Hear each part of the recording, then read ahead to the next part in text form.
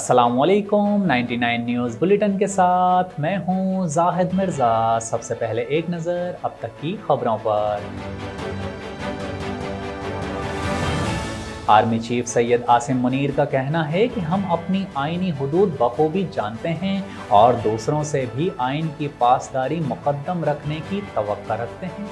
Pakistan air force की passing out parade से खिताब करते हुए army chief general Syed Asim Munir का कहना था कि आप हमारी उम्मीदों का मरकज़, आसमानों के मुहाफ़िज़ और इलाकाई यकजहती के लिए ज़ामिन हैं। आर्मी चीफ ने कहा कि तवक्को की जाती है कि आप किरदार, हिम्मत और काबिलियत की खूबियों से मुज़य्यन ज़िंदगी गुजारेंगे। Army chief general Syed Asim Munir ने कहा कि आपका तर्ज़ अमल न सिर्फ आपकी ज़ात, अखलाकियात बल्कि इदारे के लिए भी गैर मामूली होगा।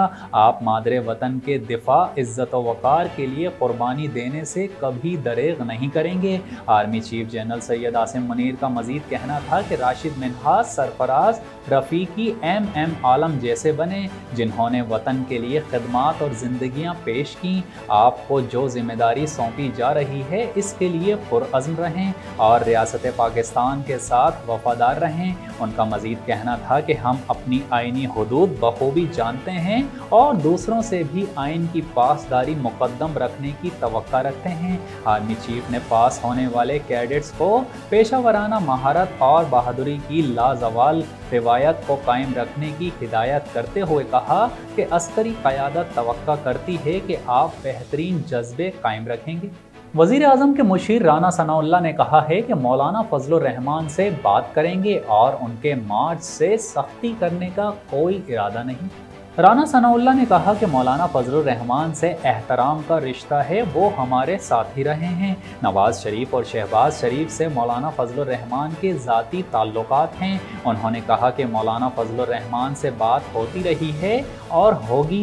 मौलाना की समझने और अपनी बात समझाने की कोशिश करेंगे। उनके मार्च से सख्ती करने का कोई इरादा नहीं, मामले को खुशअस्लूबी से तय करेंगे।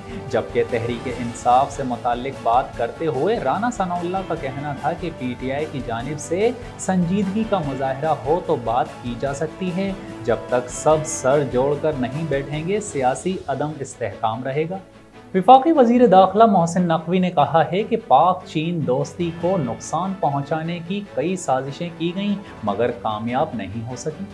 तर्जुमान वज़ीर दाखिला के मुताबिक मोहसिन नकवी ने चीनी कौंसल जनरल से मुलाकात की जिसमें बाहिमी दिलचस्पी के उमूर और चीनी शहरियों की सिक्योरिटी पर तबादला ख्याल किया गया। जबकि उस दौरान वज़ीर दाखिला ने चीनी शहरियों की हिफाजत से मुताल्लिक इक़दामात से आगाह किया।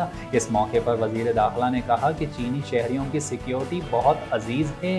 चीनी शहरियों की आमद और रफ्त के लिए SOPs पर सख्ती से अमल दरामद करवाया जा रहा है। मोहसिन नकवी का कहना था कि चीनी शहरियों को फुल प्रूफ सिक्योरिटी यकीनी बनाना हमारा फ़र्ज़ है। पाक चीन दोस्ती को नुकसान पहुंचाने की कोशिश और साजिश कामयाब नहीं हो सकती। खबर शामिल करते हैं और आपको बताएं, मारूफ पाकिस्तानी यूट्यूबर सादुर रहमान और डकी भाई ने अपनी अहलिया अरूबा जतोई की डीप फेक AI टेक्नोलॉजी के ज़रिए नाजेबा वीडियो बनाने वाले तक पहुंचाने वाले के लिए 10 लाख रुपए नक़द इनाम देने का ऐलान कर दिया।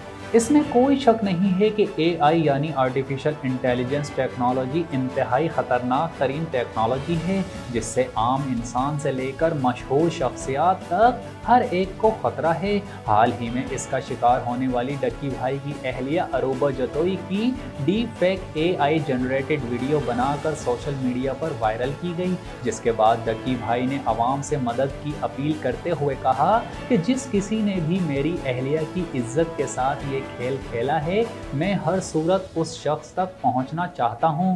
यूट्यूबर डकी भाई ने कहा कि मुझे इस शख्स तक जो पहुंचाएगा मैं उसे 10 लाख रुपए नक़द इनाम दूंगा और मेरी अहलिया की नाजेबा वीडियो बनाने वाले तक मुझे पहुंचाने वाले का नाम भी सेगा राज में रखा जाएगा।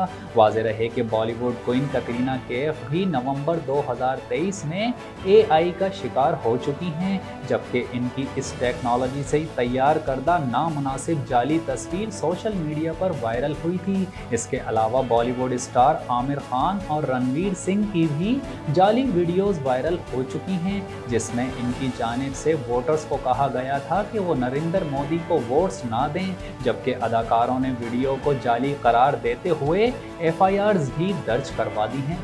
मुल्क की तारीख में मनशियात की सबसे बड़ी खेप स्मगल करने की कोशिश को नाकाम बना दिया गया। एंटी नारकोटिक फोर्स ने मुल्क की तारीख में बैरून मुल्क स्मगल की जाने वाली मेथ आइस की सबसे बड़ी खेप बेल्जियम स्मगल करने की कोशिश को नाकाम बना दिया। मनशियात अफगानिस्तान सॉफ स्टोन्स की एक्सपोर्ट की आड़ में स्मगल की जा रही थी, जो 5 मुख्तलिफ कंटेनर्स की छतों और दीवारों में महारत से छुपाई गई थी। हुक्काम ने 2 अफगान बाशिंदों समेत 3 मुल्जिमान को गिरफ्तार कर लिया।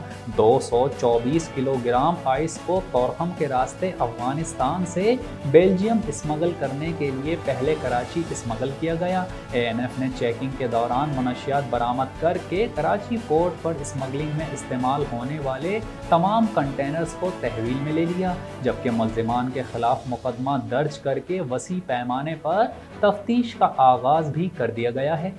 खबर शामिल करें और आपको बताएं, खरीदारी ना होने के बायस गंदम की कीमतों में मजीद कमी हो गई। पंजाब और सिंध के मुख्तलिफ अजला में किसान फी मन गंदम 2800 रुपये तक बेचने पर मजबूर हो गए। तफसीलात के मुताबिक पंजाब हुकूमत और किसानों के दरमियान गंदम की खरीदारी पर मामला तय ना पा सके। महकमा खुराक के मुताबिक छोटे किसानों को चंद दिन बाद किसान कार्ड्स के जरिए इमदाद देने का सिलसिला शुरू कर दिया जाएगा। ताहम फ्लोर मिल्स, सीड मिल्स और आड़तियों ने गंदम की खरीदारी के लिए मार्केट का रुख कर लिया है। दूसरी जानिब किसान इत्तेहाद के सदर खालिद बाट और किसान बचाओ तंजीम के रहनुमा जावेद सुल्तान का कहना है कि हुकूमती बेहिसी के खिलाफ 2 मई से तमाम अजला में मुजाहरे किए जाएंगे। किसान अपने मवेशी और गंदम सड़क पर लाकर एहतजाज करेंगे। किसानों को मार्केट के रहमो करम पर छोड़ दिया गया है। खबर शामिल करें मौसम के हवाले से और आपको बताएं, 24 घंटों के दौरान शहर कायद का मौसम गर्म और खुश्क रहने का इम्कान है। महकमा मौसमियात के मुताबिक आज शहर का ज़्यादा से ज़्यादा दर्जा हरारत 38 से 40 डिग्री सेंटीग्रेड रहने तक का इम्कान है, जबकि कम से कम दर्जा हरारत 25.3 डिग्री सेंटीग्रेड रिकॉर्ड किया गया। महकमा मौसमियात का बताना है कि शहर में चलने वाली हवा में नमी का तनासुब 60% है।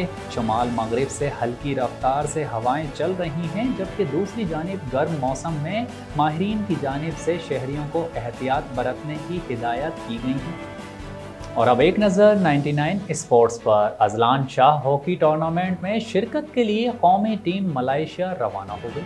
अम्माद भट्ट की क़यादत में 18 रुकनी टीम के हमरा तारिक बुख्ती, राना मुजाहिद और 5 रुकनी मैनेजमेंट भी मलेशिया रवाना हुई। मैनेजमेंट में Roland Oltmans, head coach Zeeshan Ashraf, manager Mohammad Usman, assistant coach Nadeem Lodhi, video analyst Mohammad Waqas और फिजियोथेरापिस्ट शामिल हैं। अजलान शाह टूर्नामेंट का 4 मई से APO में आगाज़ हो रहा है। पाकिस्तानी टीम इफ्तिताही रोज़ मेज़बान मलेशिया के खिलाफ मैदान में उतरेगी।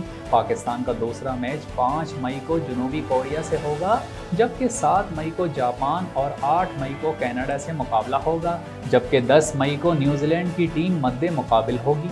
और अब 99 एंटरटेनमेंट। भारतीय मीडिया ने दावा किया है कि सिद्धू मूसेवाला के कत्ल का मास्टरमाइंड गोल्डी ब्रार मारा गया है।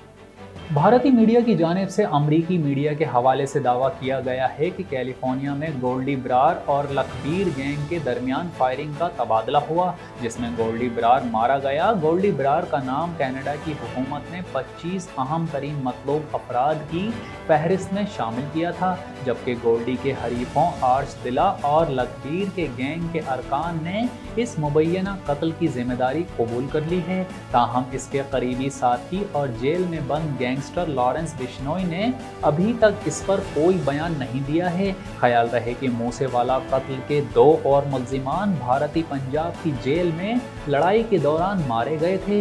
याद रहे कि सिद्धू मूसेवाला को 29 मई 2022 को पंजाब के गांव मानसा में फायरिंग करके हलाक कर दिया गया था। वो उस वक्त 28 साल के थे और अपनी शोहरत और कैरियर के उरूज पर थे। अलावा अजीम गोल्डी ब्रार की जानिब से भारतीय फिल्म इंडस्ट्री के मारूफ अदाकार सलमान खान को भी कत्ल की धमकियां दी गई थीं। खबरें आपने मुलाहिजा की। न्यूज़ स्टूडियो से फिल वक्त इतना ही। मज़ीद खबरों और अपडेट्स के लिए विजिट कीजिए हमारी वेबसाइट 99news.tk। हमारे साथ रहिए।